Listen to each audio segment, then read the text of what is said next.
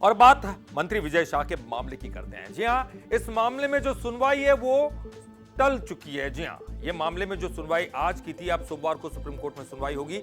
विजय शाह के बर्खास्तगी के लिए बवाल लेकिन लगातार जारी है। सीएम डॉक्टर मोहन यादव ने एक बड़ा बयान दिया है। उन्होंने कहा कि कोर्ट जो कहेगा वो करेंगे। कांग्रेस अपने गिरबान में झांके, हमारी सरकार सेना के साथ खड़ी है। कांग्रेस आपातकाल भूल गई क्या? कर्नल सोफिया कुरैशी पर जो टिप्पणी की थी विजय शाह ने, उसके बाद वो लगातार मुसीबतों में घिरते हुए नजर आए।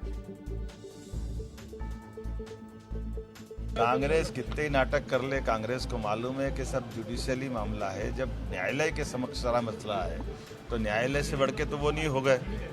और जिस बात को लेके वो नाटक बता रहे हैं, नेता प्रतिपक्ष पे भी मुकदमा था, वो इस्तीफा अपने नेता प्रतिपक्ष से मांग ले।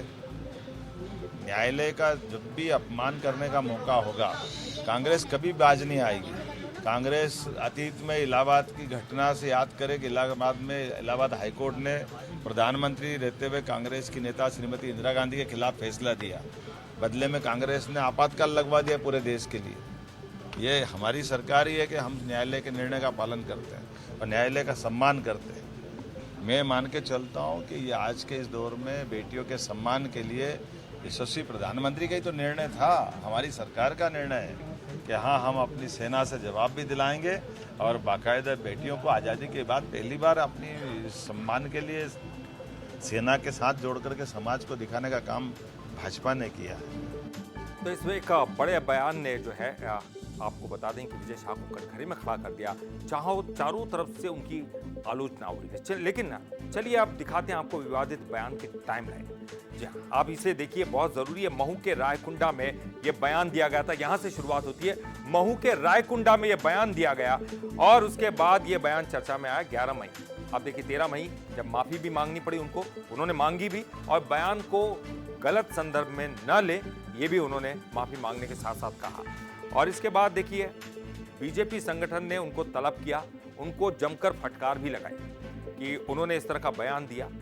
और 13 मई के बाद देखिए धीरे धीरे ये मामला आगे बढ़ता गया। देर रात को सत्ता और संगठन की एक मीटिंग हुई, बहुत महत्वपूर्ण मीटिंग थी। उन्हीं को लेकर ये पूरी मीटिंग हुई। देर रात ये पूरी मीटिंग चलती रही सत्ता और संगठन की। सोफिया के परिजन से बीजेपी नेताओं ने मुलाकात भी की। ये तमाम मामला सामने आया। उसके बाद बीजेपी के बड़े नेता सोफिया के परिजनों से मुलाकात करने के लिए पहुंचे। लेकिन कांग्रेस ने क्या किया? कांग्रेस ने दिन भर इस पूरे मामले को लेकर प्रदर्शन किया। ये प्रदर्शन जो है कांग्रेस ने जमकर किया। पूरे देश भर में ये प्रदर्शन दिखाई दिया आपको। हाईकोर्ट ने स्वतः संज्ञान लिया और एफआईआर के निर्देश दिए। खुद स्व संज्ञान में लेकर इस पर मामले को जो है उन्होंने एफआईआर के निर्देश दिए। मानपुर थाने में विजय शाह के खिलाफ आखिरकार एफआईआर दर्ज कर ली गई। महू के मानपुर थाने में विजय शाह के खिलाफ एक एफआईआर दर्ज की। यानी कि सरकार ने, जैसा कोर्ट ने कहा उसी हिसाब से राज्य की तरफ से घोर छल कपट किया गया। फिर हाईकोर्ट ने एक टिप्पणी की।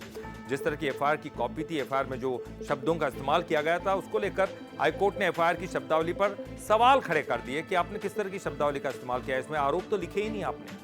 तो ये तमाम चीजें सुप्रीम कोर्ट ने विजय शाह को फटकार लगाई जब वो मामले को लेकर सुप्रीम कोर्ट पहुंचे। लेकिन उसको लेकर विजय शाह को सुप्रीम कोर्ट ने फटकार लगाई कि आप हाईकोर्ट क्यों नहीं गए। इंदौर के सरकारी कार्यक्रम से मंत्री शाह की तस्वीर हटाएगी। यहां से थोड़ी और चर्चाएं बढ़ती चली गई, लेकिन जैसे ही उनकी तस्वीर लगी थी, जनजातीय एक कार्यक्रम था उन्हीं के विभाग का, उससे उनकी तस्वीर को हटाकर वहां पर प्रधानमंत्री की तस्वीर को चस्पा कर दिया।